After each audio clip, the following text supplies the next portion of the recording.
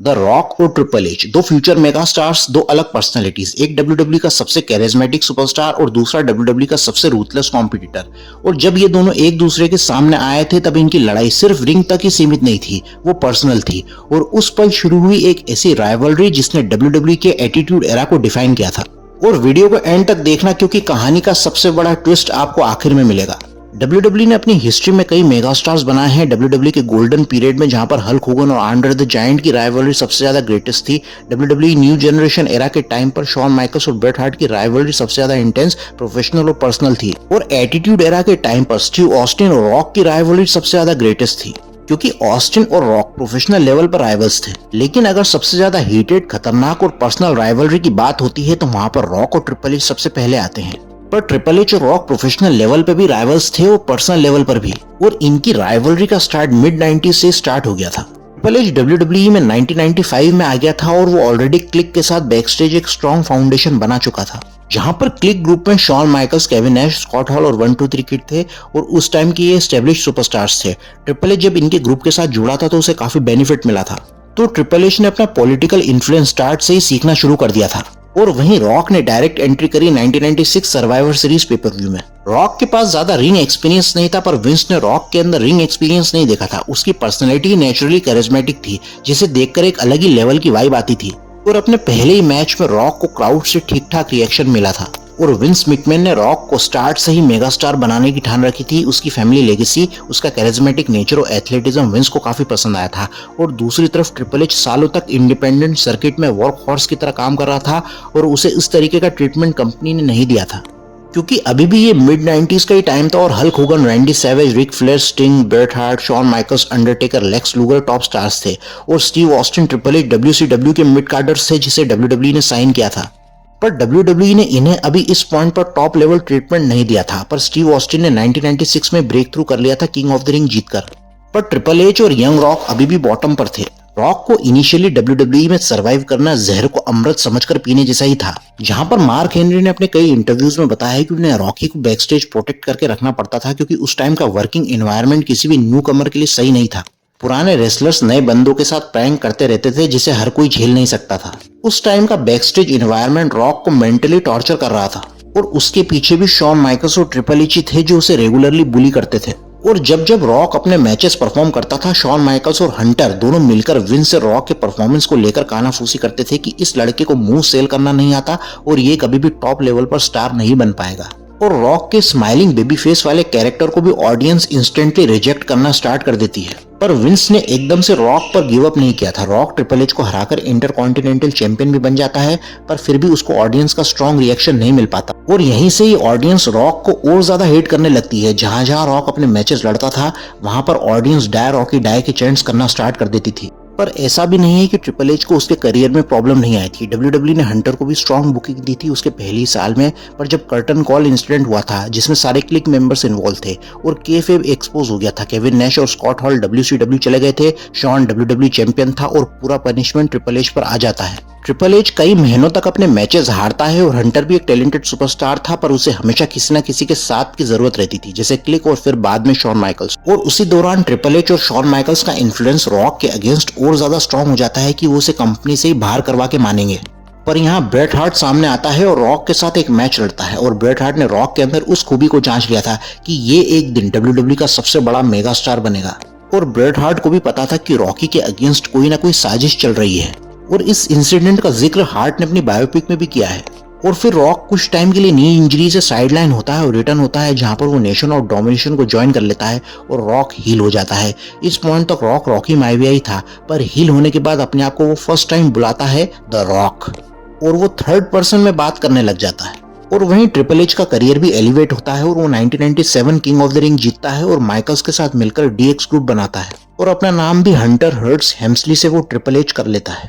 और यहीं से ही WWE का कंटेंट और ज्यादा एजियर और अडल्ट बेस्ड हो गया था। इस पॉइंट पर DX की राइवलरी ब्रेट हार्ट के साथ चल रही थी। फिर सर्वाइवर सीरीज 1997 के बाद ब्रेट हार्ट कंपनी से चले जाता है और अब यहाँ WWE स्टीव ऑस्टिन को ultimate face of the company के रूप में एलिवेट कर रहा था।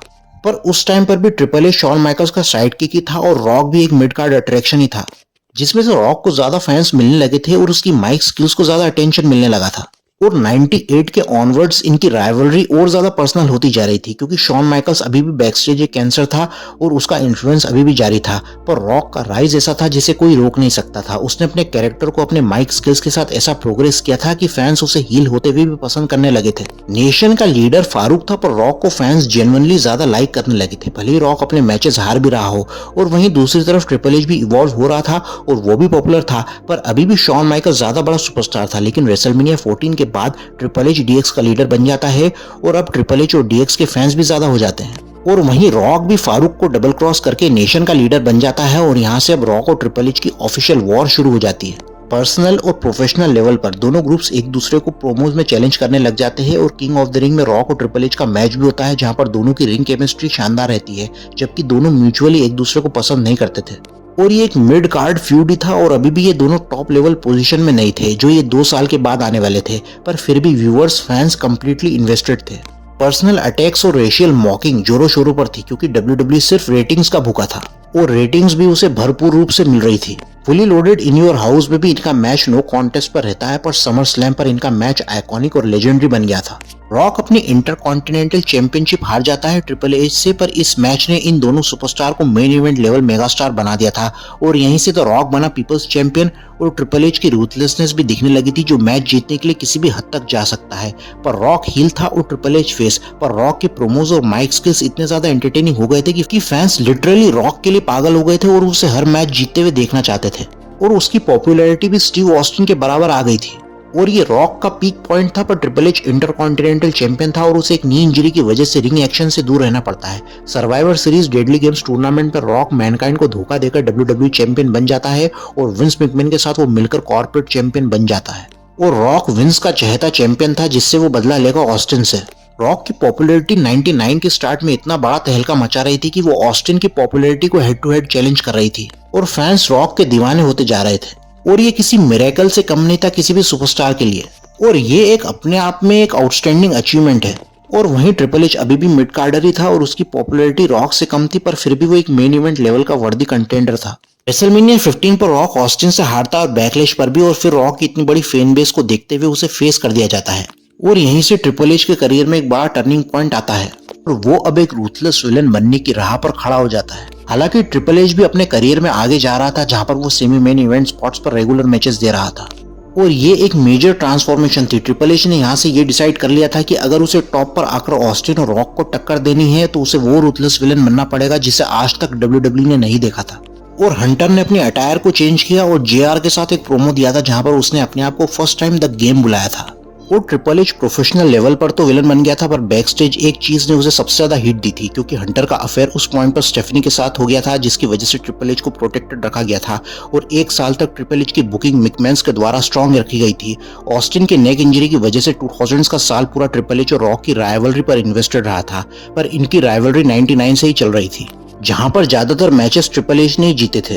और जब 2000 का साल शुरू हुआ था तो ट्रिपल एच को हेवीली प्रोटेक्टेड रखा गया था। Royal rumble, no way out और रेसलमेनिया 2000 तक ट्रिपल एच डब्ल्यूडब्ल्यू चैंपियन रहा था, जहां पर एक एक करके ट्रिपल एच के खिलाफ जो खड़ा हुआ था ट्रिपल एच उसे रौंदता हुआ आगे बढ़ता रहा। पर बैकलैश और इंसुरेक्शन पेपर-व्यू में रॉक ने ट्रिपल एच को हराया था और ये साबित कर दिया था कि वो अभी भी पीपल्स चैंप है। जजमेंट डे पर रॉक और ट्रिपल एच का आयरन मैन मैच होता है जो अभी तक दूसरी बार होने वाला था, जहां पर शॉन माइकल्स भी डिक्लेयर कर देता है कि वो उनके मैच में स्पेशल रेफरी होगा। और जब मैच स्टार्ट होता है तब पूरा फॉलो थ्रू वैसा ही चल रहा था जैसा प्लान था। और जब मैच का आधा घंटा हो जाता है तो रॉक ज्यादा एग्जॉस्ट हो जाता है और जब मैच का फाइनल क्लाइमैक्स होने वाला होता है तो ट्रिपल एच के बंदे रिंग में आ जाते हैं और रॉक पर अटैक कर देते हैं और तभी टेकर रिटर्न हो जाता है 8 महीने के बाद और वो एक एक करके ट्रिपल एच के बंदों को पीटता है और ट्रिपल एच को चोकस्लैम दे देता है, पर टाइम लिमिट एक्सपायर हो जाती है। मैच डिस्क्वालिफिकेशन पर एंड होता है और ये मूवमेंट अनस्क्रिप्टेड हो गया था क्योंकि टेकर जब ट्रिपल एच को चोकस्लैम देता है तो टाइम ऑलरेडी एक्सपायर हो चुका था और मैच का रिजल्ट वैसा नहीं गया था जैसा प्लान किया गया था। मैच के आउटकम का ब्लेम पूरा रॉक के ऊपर डाला जाता है और यहाँ से इसके बाद दोनों रॉक और ट्रिपल एच किसी भी सिंगल्स राइवलरी का पार्ट नहीं रहे थे और यहीं से रॉक का इंटरेस्ट रेसलिंग में कम और उसकी मेनस्ट्रीम पॉपुलैरिटी की वजह से शिफ्ट होने लगा था, जहां अब उसे हॉलीवुड से कॉल आने लगे थे। पर ट्रिपल एच ने अपना पैशन रेसलिंग के प्रति जारी रखा था और यहाँ पर इनकी राइवलरी एंड नहीं होती है, यहाँ से अब इनकी राइवलरी और ज्यादा इंटेंस हो गई थी। और 2001 में इनका सिर्फ एक ही मैच हुआ था, पर यहाँ रॉक रेसलमेनिया 17 के बाद डब्ल्यूडब्ल्यू से चला जाता है और यहीं से ही रॉक अब WWE के लिए पार्ट टाइम अपीयर होने लगता है, जिसकी वजह से बैकस्टेज रॉक के प्रति फ्रिक्शन पैदा होने लगता है। पर 2002 समर स्लैम के बाद रॉक WWE से अपना करियर हॉलीवुड के लिए शिफ्ट कर लेता है। पर ऐसा भी नहीं है कि रॉक रिटर्न ही हुआ था। रॉक रिटर्न हुआ था हॉलीवुड रॉक बनकर, और ये वाला वर्जन रॉक का वो रॉक नहीं था जो एक टाइम पर पीपल्स चैंपियन था। अब वो गिटार बजाता है और बेफालतू के जोक्स करने वाला रॉक था, जिसके अंदर वो रॉ इंटेंसिटी खत्म हो गई थी और उसका इन रिंग वर्क भी पूरा बर्बाद हो गया था। रेसलमेनिया 19 में ऑस्टिन को हराकर और उसके बाद बैकलैश पर गोल्डबर्ग को पुट ओवर करने के बाद रॉक WWE से चला गया था। और दूसरी तरफ ट्रिपल एच कंपनी का पिलर बन चुका था और वो रेगुलरली रेसलिंग के प्रति डिवोटेड था। उसका पैशन, उसका डेडिकेशन सिर्फ WWE के लिए था। ट्रिपल एच ने भी कुछ मूवीज में एक्टिंग करी थी, पर रॉक जैसी main stream popularity triple H को नहीं मिली थी। पर 2002 से 2005 का एरा भी ट्रिपल एच का कंट्रोवर्शियल रहा था उसके रेन ऑफ टेरर के लिए। पर जब उसका रेन ऑफ टेरर खत्म हुआ था तो उसने भी नए स्टार्स को ही पुट ओवर किया था। 2014 के आते आते दोनों ट्रिपल एच और रॉक अपने आपसी मतभेद को भुला चुके थे। रॉक WWE में अपीयर होता रहा था और ट्रिपल एच अब कंपनी को लीड करने लगा था विंस के जाने के बाद। और यहाँ दोनों सुपरस्टार्स विनर्स थे अपनी पोजीशन पर और उन्होंने अपने करियर में काफी अचीव किया था। पर 2022 में एक बार फिर से पुरानी आग भड़क गई थी। उसी साल रॉक TKO का एग्जीक्यूटिव बना था और WWE के साथ पार्टनरशिप में आ गया था। और रॉक का वेलकम फिर से WWE ने किया था। रेसलमेनिया 40 में कोडी रोड्स ने रोमन रेंस को हराया था और रॉक और कोडी रोड्स का मैच रेसलमेनिया 41 के लिए सेट हो गया था। पर अपने रेसलमेनिया 40 के मैच से पहले रॉक और कोडी का एक कंट्रोवर्शियल सेगमेंट हो गया था, जब उनका स्क्रिप्टेड कन्फ्रंटेशन अनस्क्रिप्टेड हो जाता है, जब कोडी रोड्स रॉक की फैमिली को डिसरिस्पेक्ट करने लग जाता है। रॉक को इतना ज्यादा गुस्सा आ गया था कि वो कोडी को बस मार ही देता। ट्रिपल एच बैकग्राउंड में प्रेजेंट था और उन्हें पता था कि इसका क्या रिजल्ट होने वाला है। रॉक का गुस्सा खतरनाक रूप से फूट पड़ता है और वो कोडी को स्लैप कर देता है, जो देखने में तो नॉर्मल लगा था पर उसका इम्पैक्ट जोर का था क्योंकि रॉक ने अपनी पूरी ताकत नहीं लगाई थी। बैक स्टेज ट्रिपल एच इसको क्लियर करते दिखता है और वहीं रॉक और रोमन आ जाते हैं। रॉक जिस तरह से ट्रिपल एच को ऑर्डर देता है कि इसे फिक्स करो, मेरी फैमिली के बारे में वो कभी बात ना करे, और कुछ स्लैंग्स भी रॉक यूज करता है जिसे बीप कर दिया जाता है। और अब ट्रिपल एच और रॉक के क्या क्रिएटिव डिफरेंसेस आगे देखने को मिलेंगे ये कहना थोड़ा मुश्किल है। पर जब भी एटीट्यूड एरा को डिफाइन करने की बात आती है तो स्टीव ऑस्टिन का नाम सबसे पहले लिया जाता है, पर उसी कहानी में रॉक और ट्रिपल एच का कंट्रीब्यूशन भी उतना ही था। और जब भी WWE में ग्रेटेस्ट राइवलरी की बात होती है तो रॉक और ट्रिपल एच का नाम हमेशा लिया जाएगा।